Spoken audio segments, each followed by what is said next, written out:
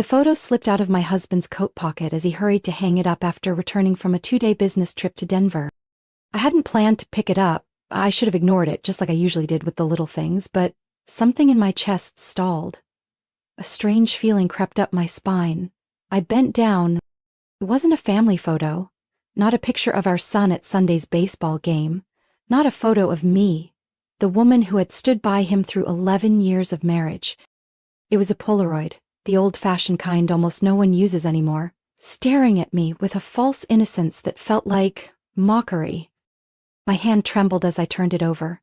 The image appeared slowly, cruelly, as if revealing the truth in the most merciless way. 2 bodies, entwined, in an unfamiliar room lit by soft yellow light. Unmistakable. I stood frozen in the living room of our suburban Minneapolis home. The place I once believed was the safest in the world. The place I once believed was my home. The man in the photo was my husband. Ethan, with the same collarbone and that tiny scar on his left shoulder I used to kiss every night. The woman had her face turned away, long hair cascading over almost all of it. It seemed accidental. But to me it was deliberate. There was something disturbingly familiar. I couldn't quite place it, but it made my chest tighten. Ethan's voice called from the kitchen. "Honey, I'm home." I quickly shoved the photo into the pocket of my cardigan, as if I were the one who had done something wrong. "Did you order Chinese yet? I'm starving." "Da-da," I called out, my voice disturbingly calm. He chuckled, walked over and kissed my forehead like everything was perfectly normal. "Just did. You still want the spicy tofu, right?" I nodded. The unfamiliar scent of new cologne on his shirt made me step half a pace back before I even noticed. That night, I lay on my side, watching him sleep. His eyes closed, mouth slightly open, chest rising and falling in rhythm. This man used to be my whole world. And yet now, I was lying next to a stranger wearing a familiar face. My body stayed still, my breath even. It wasn't numbness, it was something colder. Acceptance.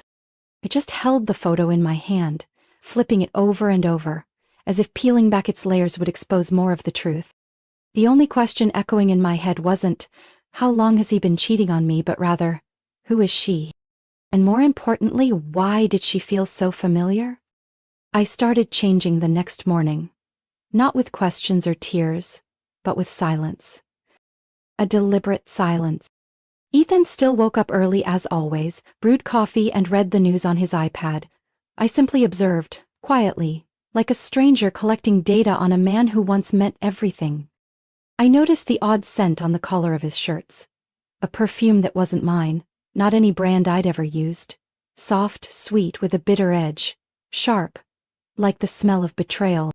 For the next 3 weeks I lived as 2 people. One was the Leah Ethan thought he still lived with. Cheerful, punctual, making dinner, asking polite questions. And the other was the real Leah.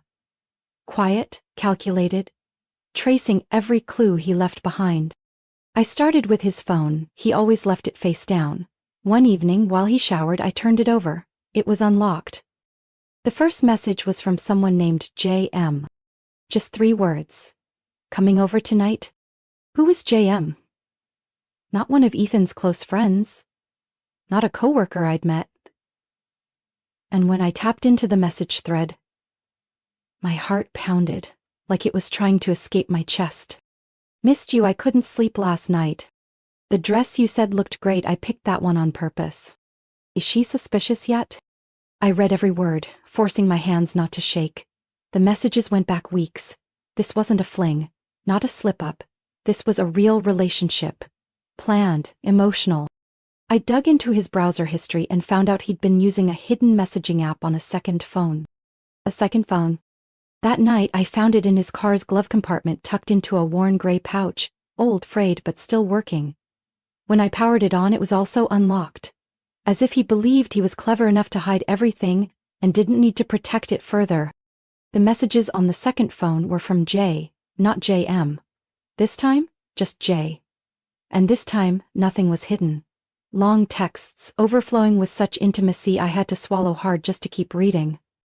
I still remember how we snuck around behind Leah. She's too busy with parent-teacher stuff and projects. I didn't think I'd ever do this, but when I saw how much you were hurting because of her, I couldn't stay away. A chill raced down my spine.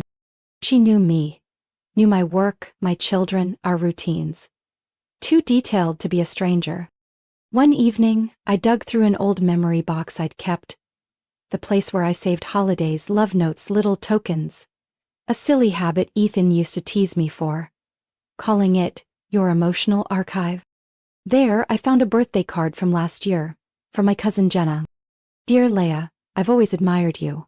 Strong, successful, and clear about what you want. I hope one day I'll find someone like Ethan. The handwriting was soft and looping, signed J. I set the letter down, my heart tightening. Jenna. 26 years old. Just finished her master's degree last year. Moved to the riverfront neighborhood. Only a 10-minute drive from my house. I had introduced her to Ethan at a Christmas party. They'd laughed together for ages while I was busy prepping food in the kitchen. I hadn't paid attention, because who would suspect a cousin who once hand-drew the designs for your wedding invitations? I wasn't certain, but from that moment on, every glance, every late meeting call from Ethan, every unfamiliar scent, every subtle shift began to take shape.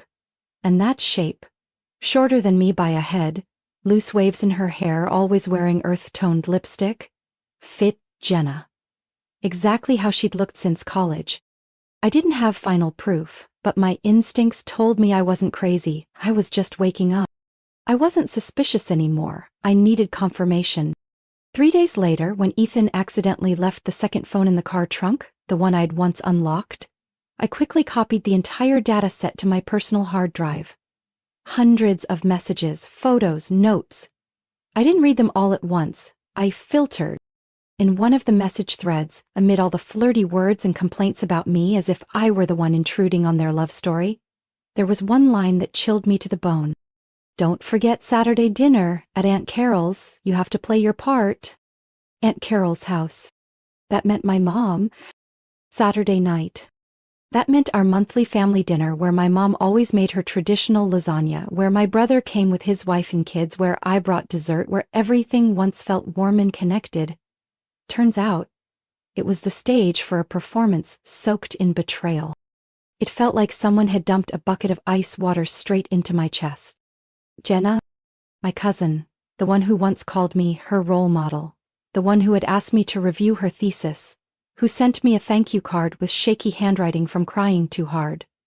The one who stayed with me for the first 6 months after moving to Minnesota because this city feels too big, and you've always been the safest place I know. I remembered her 32nd birthday. We made pizza together at home, drank wine, played indie music, and she sobbed over a boyfriend who vanished without a word. I had held her, comforting her, whispering, "One day, someone who deserves you will come along, Jenna. Someone who truly values what you bring." She had buried her face into my shoulder and cried. Maybe, that night, the person she was thinking of was my husband. I didn't know what hurt more, the betrayal itself, or the fact that the one who betrayed me was someone I loved like blood. I didn't confront Jenna. I didn't say anything to Ethan. I simply sat in my reading room, an old notebook open in front of me. On the first page was the guest list from my wedding to Ethan. Jenna had been my maid of honor. I marked her name with a red pen, not to cross it out, but to remember. The one who knows you best is the one who can cut deepest. That Saturday night, I still went to my mother's house. Wearing a beige knit dress, Jenna once said it made me look like a CO from a magazine. I stepped into the kitchen, filled with the scent of melting cheese and fresh basil. My mother, turning the lasagna in the oven, smiled. "Jenna brought dessert tonight, that lemon cream pie you girls both love." I gave a faint tilt of my head. Jenna always knew how to score points. She arrived about 10 minutes after me. Same light steps. Same radiant eyes and airy voice. "Leah, I've missed you so much." I gave her a quick hug. Just long enough to avoid suspicion, but short enough for me to meet her eyes. She didn't blink, not the slightest flicker. And that's when I knew Jenna didn't think she had done anything wrong. She thought she was the one chosen. Throughout dinner, Ethan and Jenna performed flawlessly, not a single misstep, Not one careless glance or accidental brush of hands. But I saw everything. I saw how Jenna sat far from me but close to Ethan. Saw how she laughed a little too loudly when Ethan told a story, as if she hadn't heard it before. Saw how Ethan's eyes lit up with something unspoken when she leaned back, laughing. No one else noticed, but I did, because I used to be the one that look was meant for. After dinner, Jenna walked up and handed me a small box. I made lavender cookies, your favorite. Take them home for tomorrow night, okay? I took it and smiled. Thank you, I'll save 'em. That same night, I tossed the cookies in the trash without opening the lid. I went home, opened my laptop, and pulled up the image file I had named Truth. On screen appeared dozens of photos captured by the hidden camera I had installed in Ethan's car just a week earlier. One of the files captured the moment Jenna stepped into the car and leaned down to kiss him. There was even a video she giggled and said, "She'll never suspect a thing, why worry?" I stared at the screen for a long while and the pain was gone. During the day, I was still the perfect wife, making Ethan's coffee just the way he liked, asking about work, even suggesting we plan that summer trip to Charleston he always talked about. I even laughed, kissed him goodbye before leaving the house.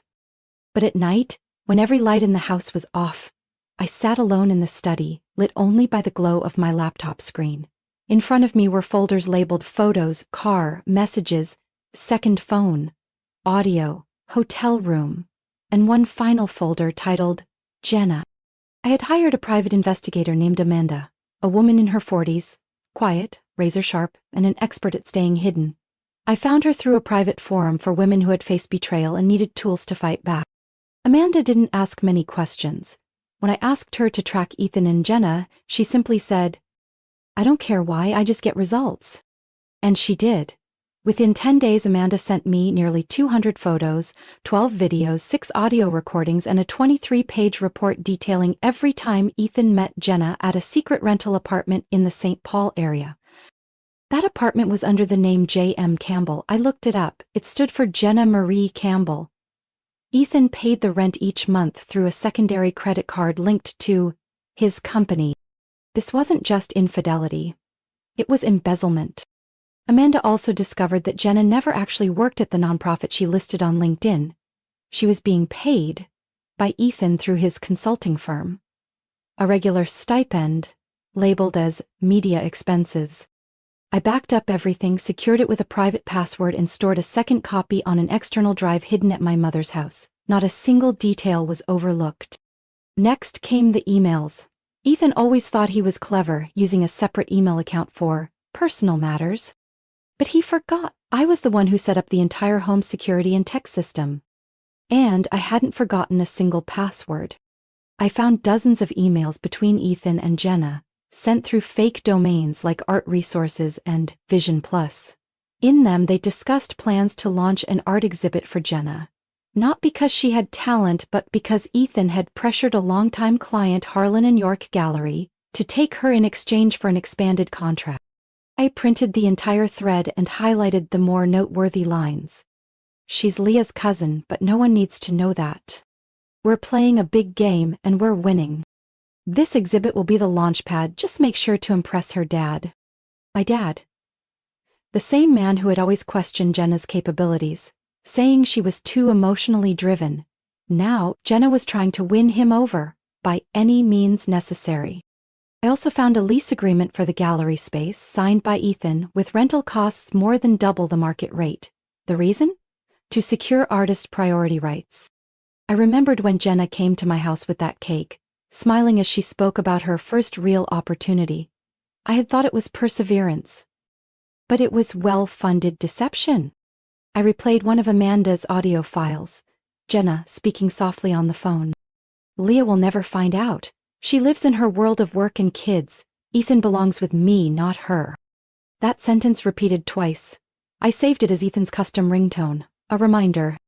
On those nights I still lay beside Ethan, still brushed his back lightly, still whispered, "Good night." He had no idea I had assembled a complete file, divorce papers, a professional ethics complaint, and a civil suit brief, in case he ever tried to fight.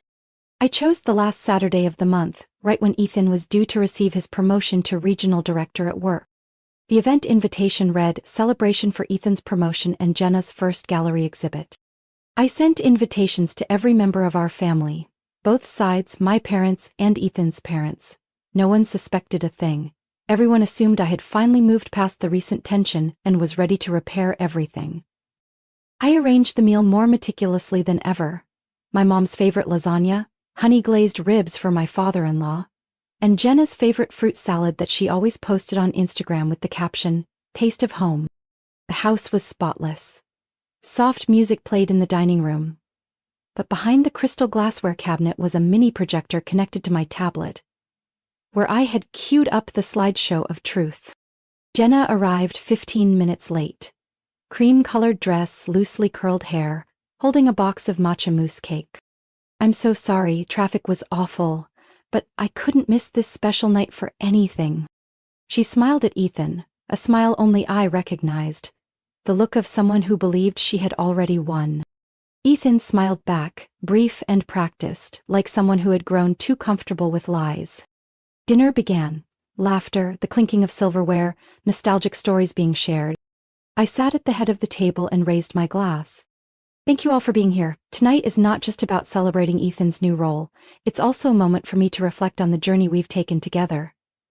I have a small gift to share." I pressed the button on the remote. The projector lit up, casting a bright beam onto the white wall behind my parents. The first photos were from my wedding with Ethan, followed by family pictures over the years, then a picnic last summer. Everyone smiled, nodded, Jenna even clapped lightly. I continued, my voice still calm. "But there are things I've only just learned, things that made me see everything in a very different light." The screen shifted to images of Ethan and Jenna at the St. Paul apartment, clearly captured by the investigator's camera. The room dropped into a dead silence. I didn't stop. Next was an audio clip of Jenna on the phone. "Leah will never find out. She lives in her world of work and kids. Ethan belongs with me, not her." Jenna shot up from her chair. "Leah, this..." I raised my hand to cut her off. "Not done yet." The screen continued with emails between Ethan and the director of Harlan and York Gallery, outlining an agreement to give Jenna a priority exhibit in exchange for a business contract. My father clenched his fists, his eyes red. My mother covered her mouth with her hand. "I've also sent these documents to Ethan's corporate ethics committee and the city's arts council this morning. Jenna's exhibition has been canceled, and Ethan, an emergency meeting is scheduled for Monday at 8 a.m. Ethan jumped to his feet. "Are you insane? You just destroyed everything." "You destroyed it first. I'm just cleaning up the wreckage." I walked to the buffet table and pulled out 2 sealed envelopes. "These are the divorce papers. I've signed them. All you need to do is sign, and I won't file criminal charges for the company funds you misused." I placed the second envelope in front of Jenna. "This is a legal disclaimer removing you from the family will. It includes repayment for the debt you owe me over the past 3 years, with interest. Sign it, and I won't release the clip where you call me a clueless idiot blinded by love." Neither of them moved. I looked directly at Jenna. "You think you know me? You have no idea how many contracts, how many legal projects I've handled. You saw a gentle exterior and assumed you were smarter. But you forgot. Silence doesn't mean weakness." No one said a word, only the faint clink of wine against glass. I took a deep breath. "Ethan, Jenna, I don't need an apology. I just need you both out of my life." And this time, my entire family stood with me. No one took their side. After that night, no one in the family looked at Jenna the same way again. My father was the first to break the silence. "Get out. Now." His voice wasn't loud, but it was solid as stone. My mother sat frozen, tears falling onto her half-finished plate. She didn't yell. She didn't defend them like I had feared. She just said one sentence. "After what you did to your cousin? What do you think this family still means to you?" Jenna didn't protest.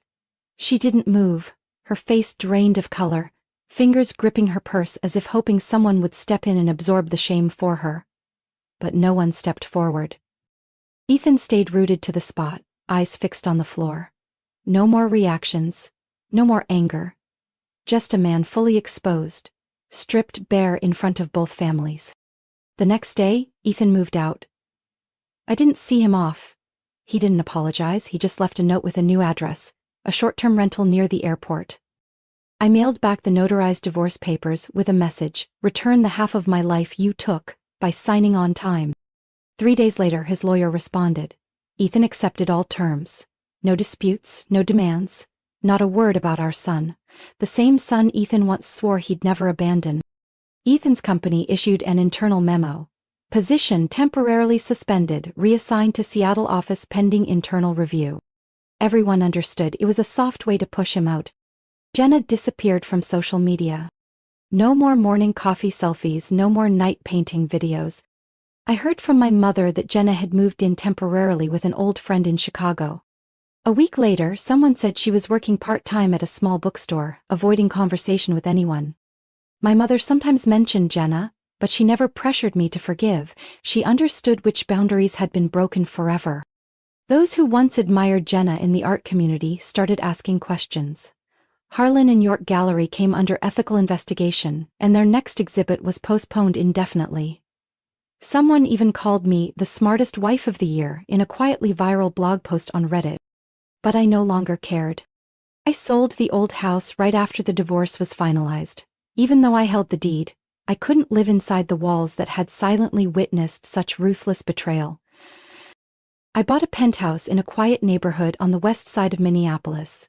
It has a wide balcony where I grow lavender and mint, and a long bench where I drink tea in the mornings by myself.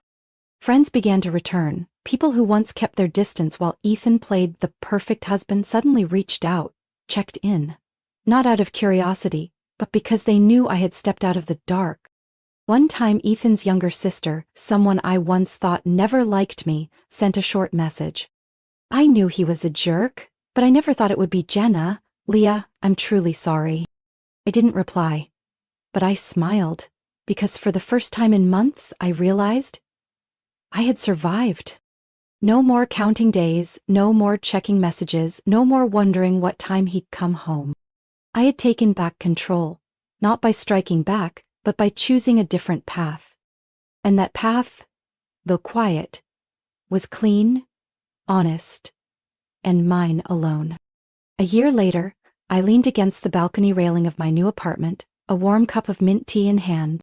Yellow leaves scattered over the hair of a little girl chasing the ball, and something inside me felt light. No more hushed footsteps through the house. No more unfamiliar perfume on the pillow. No more questioning whether today would be another lie. I was still Leah, but a different version.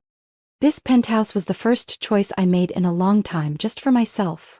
No one's approval, no worry about seeming too feminine or not practical.